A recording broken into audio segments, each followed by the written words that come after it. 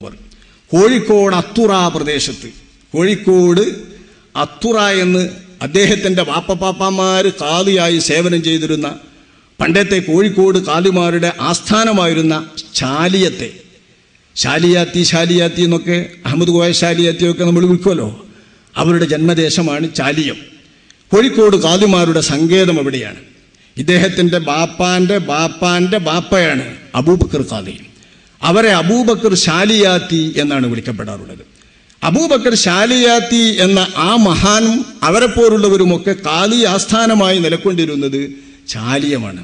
ആ ചാലിയത്തിൻ്റെ പഴയ പേരായിരുന്നു അത്രേ അത്തുറ. അപ്പോൾ കോഴിക്കോട് അത്തുറ, കോഴിക്കോട് അത്തുറ എന്ന പേരിൽ അറിയപ്പെടുന്ന ദേശം, അല്ലെങ്കിൽ കോഴിക്കോട് ആ നാട് എന്നർത്ഥം വെക്കണമെങ്കിലും വെക്കാൻ തുറ എന്ന വാക്കിന് നാട് എന്നർത്ഥമുണ്ടോ എന്ന് കണ്ടെത്തണം. അത്തുറ എന്ന് ചാലിയത്തിൻ്റെ പഴയ പേരാണത്രേ. ചാലിയത്തിൻ്റെ പേര് ഇനി ഒന്നുമില്ലെങ്കിൽ കോഴിക്കോട് എന്ന് കേട്ടോളി, അത് നമുക്ക് പറയാമല്ലോ, കോഴിക്കോട് കാളിമാർ എന്ന് മതി. കോഴിക്കോട് അത്തുറ ചാലിയത്തിൽ പിറന്നോവർ, കോർവ ഇതൊക്കെയും നോക്കിയെടുത്തോവർ.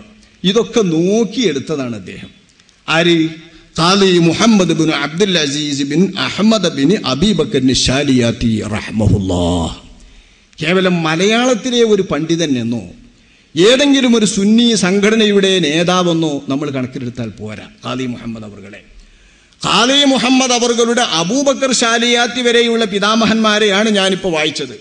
അവിടെ നിന്ന് അങ്ങോട്ടുള്ള പിതാമഹന്മാരും ധാരാളം പിതാമഹന്മാർ ക്രോഡീകൃതമായി തന്നെ ഖാദിമാരുടെ കയ്യിൽ സൂക്ഷിപ്പുണ്ട്. ഖാദി മുഹമ്മദ് എന്നവരുടെ അബൂബക്കർ ശാലിയാത്തി എന്ന് പറയുന്ന ഈ പിതാമഹൻ, കോഴിക്കോട് ഖാദി മുഹമ്മദ് എന്ന മുഹിയുദ്ദീൻ മാലയുടെ കർത്താവിൻ്റെ ബാപ്പ അബ്ദുൽ അസീസ് എന്നവരുടെ ബാപ്പ ഖാദി, അവരുടെ പിതാമഹൻ അഹമ്മദ് എന്നവർ, അവരുടെ പിതാവ് അബൂബക്കർ ശാലിയാത്തി എന്നവർ ബഹുമാനപ്പെട്ട നമ്മുടെ വലിയ സൈനുദ്ദീൻ മഖ്ദൂം എന്നവരുടെ ഉസ്താദാണ്. വലിയ സൈനുദ്ദീൻ മഖ്ദൂം എന്ന് പറയുന്നത് ഫത്തുഹുൽ മുഈൻ രചിച്ച നമ്മുടെ ചെറിയ സൈനുദ്ദീൻ മഖ്ദൂമിൻ്റെ ഉപ്പാപ്പ. വലിയ സൈനുദ്ദീൻ മഖ്ദൂം എന്നവരുടെ ഉസ്താദായിരുന്നു ഖാദി മുഹമ്മദ് എന്നവരുടെ പ്രപിതാമഹനായ അബൂബക്കർ ശാലിയാത്തി എന്ന് പറയുമ്പോൾ അദ്ദേഹം എത്ര പഴക്കമുള്ള ആളാണെന്ന് നമ്മളൊന്ന് ഓർക്കണം. തസൗഫിൻ്റെ വിജ്ഞാനങ്ങൾ, ഭണ്ഡാരങ്ങളൊക്കെയും വളരെ ചെറിയ ഒരു കവിതയായി ഹിദായത്തുൽ അദ്കിയ എന്ന പേരിൽ സമാഹരിച്ചിട്ടുള്ള, സംക്ഷിപ്തമാക്കിയിട്ടുള്ള മഹാനാണ് ബഹുമാനപ്പെട്ട സൈനുദ്ദീൻ മഖ്ദൂം ഒന്നാമൻ. സാധാരണഗതിയിലുള്ള ഒരു ഫഖീഹ് മാത്രമല്ല, വളരെ ഗഹനമായി തസവുഫിൻ്റെ വിജ്ഞാനം ആഴത്തിൽ പഠിച്ചറിഞ്ഞിട്ടുള്ളൊരു വലിയ സൂഫി വര്യനും ആരിഫുമായിരുന്നു ബഹുമാനപ്പെട്ട സൈനുദ്ദീൻ മഖ്ദൂം ഒന്നാമൻ. അവരുടെ ഗുരുവാണ് അബൂബക്കർ ശാലിയാത്തി എന്നുള്ളത്. മഹാനവറുകൾ ധാരാളം ഗ്രന്ഥങ്ങൾ രചിച്ചിട്ടുള്ളവരാണ്. അവരുടെ മകൻ അഹമ്മദിൻ്റെ മകൻ അബ്ദുൽ അസീസിൻ്റെ മകൻ ഖാദി മുഹമ്മദ് എന്നവരും ഈ മാല രചിക്കുന്നത് ഹിജറ 1016 വരുമ്പോൾ, ഹിജറ 1016 അദ്ദേഹം ഈ മാല രചിക്കുന്നതെന്ന് വരുമ്പോൾ നമ്മൾ ഓർക്കണം.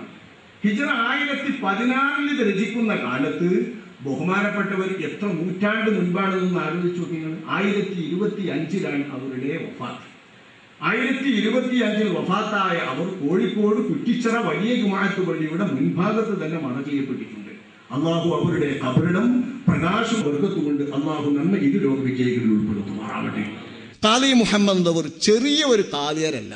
നമ്മൾ കേൾക്കുമ്പോൾ ഒരു ഖാദി എന്ന് പറഞ്ഞാണ്ട് നിസ്സാരമാക്കേണ്ടവരല്ല. വലിയ പദവിയാണെങ്കിൽ നമുക്ക് ഖാദിയരല്ലേ, നമുക്കറിയാലോ എന്നുള്ള നമ്മളെ ഒപ്പ്. അത് സമകാലിക ലോകത്ത് നമ്മൾ ഖാദിമാർക്ക് നൽകുന്ന വിലയും നിലയും ഒക്കെ വെച്ചിട്ടുള്ള വിലയിരുത്തലാണ്. അങ്ങനെ പോരെ ഖാദിയെ കാണാൻ. ഖാദി മുഹമ്മദ് എന്നവർ ഖാദിമാർക്ക് ശരിയായ ബോധവും ശരിയായ സ്ഥാനവും നൽകപ്പെട്ടിരുന്ന ആ കാലത്തുള്ള ഖാദിയരാണ്. അദ്ദേഹം ചെറിയ ഒരു പണ്ഡിതനല്ല, വലിയ വലിയ കിതാബുകൾ രചിച്ചിട്ടുള്ളവരാണ്. ധാരാളം കിതാബുകൾ വിവിധ ഫന്നുകളിൽ. അദ്ദേഹത്തിൻ്റെ ഗ്രന്ഥങ്ങൾ അറബിലുള്ളവ തന്നെ ചരിത്രകാരന്മാർ ശേഖരിച്ചിട്ട് എണ്ണുന്നുണ്ട്. അദ്ദുറത്തുൽ ഫസീഹ ഫിൽ വഅദി വന്നസീഹ ഇത് അദ്ദേഹത്തിൻ്റെ ഒരു കിതാബാണ്. ഇലാഖം അയ്യുഹൽ ഇഖ്വാൻ മറ്റൊരു കിതാബ്. ഫതുഹുൽ മുബീൻ പോർച്ചുഗീസുകാരുടെ സമരചരിത്രങ്ങൾ അറബിയിൽ വിവരിക്കുന്ന വളരെ സുന്ദരമായ ഒരു ചരിത്ര കിതാബാണ് ഫതുഹുൽ മുബീൻ. മഖാസിദുൻ നിക്കാഹ്, മുന്തഖബാത്തുൽ ഫറായിദ്, നെളുമു ഖത്റുനദ. നമ്മളെ നെഹ്വിലെ അദ്ദേഹം പങ്കെടുക്കാത്ത, അദ്ദേഹത്തിന് വഴങ്ങാത്ത ഫന്നില്ല എന്നാണ് ഞാൻ പറയുന്നത്. ഇബ്നു ഹിഷാം, പ്രസിദ്ധ നെഹ്വി പണ്ഡിതനായ എന്നാൽ ചരിത്ര പണ്ഡിതനും മുഹദ്ദിസും ഒക്കെയായ ഇബ്നു ഹിശാമിന്റെ ഗ്രന്ഥമാണല്ലോ ഖത്റുന്നദ. ആ ഖത്റുന്നദയെ കവിതയാക്കിയിട്ട് രചിച്ചിട്ടുണ്ട് മഹാൻ നദുമു ഖത്റുന്നദ. നദുമുൽ അജ്നാസ്, നമ്മളെ ചെറിയ കിതാബ് മീസാന്റെ ഒപ്പമുള്ള അജ്നാസ്, ഇതിന്റെ നദുമുണ്ട് മഹാന്. മൻലൂമ ഫി തജ്വീദുൽ ഖുർആൻ, ഖുർആന്റെ തജ്വീദ് നല്ലൊരു പാട്ടുണ്ട് മൂപ്പർക്ക്. മൻലൂമ ഫി ഇൽമിൽ ഹിസാബ്, ഗണിതശാസ്ത്രത്തിൽ നല്ലൊരു അറബി കവിതയുണ്ട്. മൻലൂമ ഫി ഇൽമിൽ അഫ്ലാകി വന്നുജൂം, ജ്യോതിശാസ്ത്രത്തിൽ അദ്ദേഹത്തിന് നല്ലൊരു കവിതയുണ്ട്. മൻലൂമ ഫിൽ ഖുതൂതി വറസായിൽ, സാഹിത്യകാരന്മാർ വിഷയമാക്കാറുള്ള എഴുത്തുകളും ലേഖനങ്ങളും എന്ന വിഷയത്തിൽ, രചനകളുടെ വിഷയത്തിൽ മാത്രം അദ്ദേഹത്തിന് ഒരു നല്ല പാട്ടുണ്ട്. പാട്ട് പറഞ്ഞാൽ മലയാള പാട്ടല്ല, അറബ് ഗ്രന്ഥം അതൊക്കെ. നദുമുൽ അവാമിൽ, നമ്മളെ നെഹബന്റെ കിതാബിൽ ഓതുന്ന അവാമിൽ പഴയ കാലത്തുള്ള ഗ്രന്ഥമാണ്. ആ അവാമിന് അവർക്ക് നദുമുണ്ട്. നസീഹത്തുൽ മൂമിനീൻ നല്ലൊരു വാളിന്റെ കിതാബുണ്ട്. മുദ്ഖിലുൽ ജിനാൻ, ഇതൊക്കെ അദ്ദേഹത്തിന്റെ അറബി കിതാബുകളാണ്. ചരിത്ര അന്വേഷകന്മാർ പറയുന്നത് 500-ൽ പരം കിതാബുകൾ, നല്ല നല്ല ഗ്രന്ഥങ്ങൾ അദ്ദേഹം ഉണ്ടാക്കിയിട്ടുണ്ട് എന്നാണ്. ഇത് അതിശയോക്തിപരമാണ് എന്ന് പറഞ്ഞവരുണ്ട്. ഇരിക്കട്ടെ, ധാരാളം ഗ്രന്ഥങ്ങൾ അദ്ദേഹത്തിൻ്റെത് കയ്യെഴുത്ത് പ്രതികൾ കണ്ടുകിട്ടിയത് തന്നെയുണ്ട്. ഈ മഹാൻ അന്നത്തെ കാലത്ത് സൈനുദ്ദീൻ മഖ്ദൂം രണ്ടാമൻ എന്ന നമ്മുടെ ഫതുഹുൽ മുഈനിന്റെ കർത്താവിന്റെ കാലത്ത് ജീവിച്ചവരാന്ന് ഓർക്കണം. മഹാനവറുകൾ വഫാത്താവുന്നത് ഹിജറ 991 പൊന്നാനിയിൽ വെച്ചാണെന്ന് ഷംസുൽ ഖാദിരി എന്നവർ അദ്ദേഹത്തിന്റെ മലബാർ ചരിത്രത്തിൽ വിവരിച്ചിട്ടുണ്ട്. അപ്പൊ ഹിജറ 991 വഫാത്താകുന്ന ഫതുഹുൽ മുഈന്റെ കർത്താവിന്റെ കാലത്ത് 1025 വഫാത്താവുന്ന ഖാലി മുഹമ്മദ് എന്നവരുണ്ട്. മഹാനായ ഇബ്നു ഹജർ റളിയല്ലാഹു അൻഹു മക്കയിൽ ജീവിക്കുന്ന കാലത്ത് ഖാലി മുഹമ്മദ് എന്നവർ മലബാറിലുണ്ട്. നമ്മുടെ മുഫ്തി ബഹുമാനപ്പെട്ട നമ്മുടെ ഷാഫി മദ്ഹബിലെ ഖാത്തിമുത്തുൽ മുഹഖ്ഖീൻ എന്ന് വിശേഷിപ്പിക്കപ്പെടുന്ന മഹാൻ ഇബ്നു ഹജറുൽ ഹൈതമി തങ്ങളവർക്ക് 973 വഫാത്താവുന്നത്. ഈ 973 വഫാത്താവുന്ന കാലത്ത് ഖാലി മുഹമ്മദ് എന്നവർ ജീവിച്ചിരിപ്പുണ്ട്. അപ്പൊ ഇബ്നു ഹജർ തങ്ങളുടെയും ഫതുഹുൽ മുഈനിന്റെ കർത്താവിന്റെയും കാലത്ത് തിളങ്ങി നിന്ന അവരെ പോലെ തന്നെ അനേകം ഗ്രന്ഥങ്ങൾ, വിലപ്പെട്ട ഗ്രന്ഥങ്ങൾ വിവിധ പന്നുകളിൽ രചിച്ചിട്ടുള്ള ഒരു മഹാപണ്ഡിതനാണ് ഖാലി മുഹമ്മദ് എന്ന് ചിന്തിക്കുമ്പോഴാണ് നമ്മളിവിടെ വിമർശിക്കുന്ന കൊച്ചൂറാന്മാർ ആരുടെ ഗ്രന്ഥത്തെയാണ് വിമർശിക്കുന്നത്, ആരുടെ മൊഴികളെയാണ് പൊയ്യെന്ന് പറയുന്നത് എന്ന് നമ്മൾ ഓർക്കണം. ചെറുതല്ല, തൗഹീദിന് വിരുദ്ധമായത് മുഹയ്യിദ്ദീൻ മാലയിലുണ്ട് എന്ന് പറഞ്ഞാൽ തൗഹീദ് പോലും പഠിച്ചിട്ടില്ല ഈ പണ്ഡിതനല്ലേ ആ വിമർശനത്തിന്റെ മറ്റൊരു ഭാഷ്യം. തൗഹീദും ശിർക്കും തിരിയാത്തവരാണ് ഇബ്നു ഹജർ തങ്ങളുടെയും സൈനുദ്ദീൻ മഖ്ദൂമിന്റെയും കാലത്തുള്ള ഖാലി മുഹമ്മദ് എന്ന മഹാപണ്ഡിതൻ എന്ന് അദ്ദേഹത്തെ മനസ്സിലാക്കിയിട്ടുള്ള, അദ്ദേഹത്തിന്റെ കാലമെങ്കിലും മനസ്സിലാക്കിയിട്ടുള്ള, അദ്ദേഹത്തിന്റെ ഗ്രന്ഥങ്ങളുടെ പേരെങ്കിലും ചൊല്ലിപ്പഠിക്കുന്ന ഒരാൾക്ക് പറയാൻ കഴിയുമോ? അദ്ദേഹത്തിന്റെ ഭക്തികാവ്യ വിഭാഗത്തിൽ മാലപ്പാട്ടുകളിൽ ആദ്യം കിട്ടിയ പാട്ടാണ് ഏറ്റവും പഴക്കമുള്ളതായി ഇപ്പോൾ മുഹയ്യിദ്ദീൻ മാല.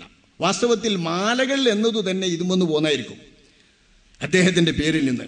ഭക്തികാവ്യ വിഭാഗത്തിൽപ്പെട്ട മാലപ്പാട്ടുകളിൽ ഏറ്റവും പഴക്കമുള്ള ഈ പാട്ട് തുഞ്ചത്തെഴുത്തച്ഛന്റെ അധ്യാത്മരാമായണം രചിക്കുന്നതിന്റെ 5 വർഷം മുമ്പ് രചിക്കപ്പെട്ടതാണ് എന്ന് ആ ചരിത്രം പറയുന്നു. തുഞ്ചത്തെഴുത്തച്ഛന്റെ അധ്യാത്മരാമായണം രചിക്കുന്നതിന്റെ 5 വർഷം മുൻപ്, കൊല്ലം 782, കൊല്ലം 782, കൊല്ലം 787, 88 രചിക്കുന്ന തുഞ്ചത്തെഴുത്തച്ഛന്റെ അധ്യാത്മരാമായണത്തിന്റെ രചിക്കപ്പെടുന്നതിന്റെ 5 വർഷം മുമ്പ് ഉണ്ടാക്കിയ ഈ പാട്ടിനെ രാമായണത്തിൽ നിന്ന് പ്രചോദനം ഉൾക്കൊണ്ട് രചിച്ചതായിട്ട് വിമർശിക്കുന്ന ആളുകളും ആക്ഷേപിക്കുന്ന ആളുകളും എന്തു പഠിച്ചു? എന്താണ് അവർ പഠിച്ചത്? ഇത് ഞാൻ വെറുതെ പറയല്ല, സങ്കടത്തോടുകൂടെ അല്പം പ്രതിഷേധത്തോടുകൂടെ തന്നെ നിങ്ങളുടെ മുമ്പിൽ അവതരിപ്പിക്കുകയാണ്.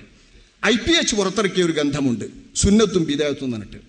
IPSലെ വഹാബിസം മുഴുവൻ പ്രചരിപ്പിക്കുന്ന, അതായത് മൗദൂദികളുടെ പ്രസിദ്ധീകരണ വിഭാഗമാണ് IPH.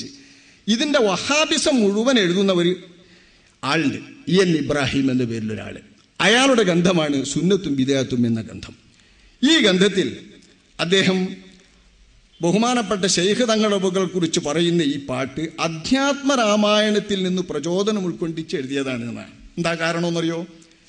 അദ്ദേഹത്തിന്റെ ഈ മാലയിൽ അവസാനമായിട്ട് മാലയ്ക്ക് പേരിട്ടതും മാലയുടെ ശൈലിയും വിവരിക്കുന്നു, മാലയുടെ മാഹാത്മ്യവും വിവരിക്കുന്നുണ്ട് നമ്മളെ മുഹയ്യിദ്ദീൻ മാലയിൽ. എന്താ? മുത്തും മാണിക്യവും ഒന്നായി കോത്ത പോൽ മുഹയ്യിദ്ദീൻ മാലനെ കോത്തേൻ ഞാൻ ലോകരെ, മുത്തും മാണിക്യവും ഒന്നായി കോർത്ത പോലെയാണ് കോർത്തതാണ്. സ്ഥാനവും മറ്റൊന്നും നോക്കിയിട്ടില്ല. എല്ലാം സ്ഥാനത്ത് തന്നെയാണ് എന്നർത്ഥം. അദ്ദേഹത്തിൻ്റെ അവലംബ ഗന്ധങ്ങളിൽ നിന്ന് ക്രമം നോക്കിയിട്ടോ സംഭവത്തിൻ്റെ ക്രമം നോക്കിയിട്ടോ ഒന്നും കോർത്തതല്ല. എല്ലാം കിട്ടിയതൊക്കെ മുത്ത്, കിട്ടിയതൊക്കെ മാണിക്യം. കിട്ടിയത് ചിലത് മുത്താണെങ്കിൽ ചിലത് മാണിക്യമാണ്. മാണിക്യവും മുത്തും ഒക്കെ വേണ്ടതാണല്ലോ, എല്ലാം രത്നങ്ങളാണല്ലോ. അപ്പോൾ മാണിക്യത്തിൻ്റെയും മുത്തിൻ്റെയും പോലെ ഒന്നൊന്നിനെ മൊച്ചം എന്ന് തോന്നിയപ്പോൾ അത് കിട്ടിയതുപോലെ അങ്ങ് കോത്തതാണ് മുഹിയുദ്ദീൻ മാലിനെ. വിഷയക്രമം നോക്കിയിട്ടില്ല, സംഭവക്രമം നോക്കിയിട്ടില്ല എന്ന് വിവരിച്ചിട്ട് ആ മാല ചെറുതല്ല എന്ന് വരുത്താൻ മഹാൻ പറഞ്ഞിട്ടുണ്ട്.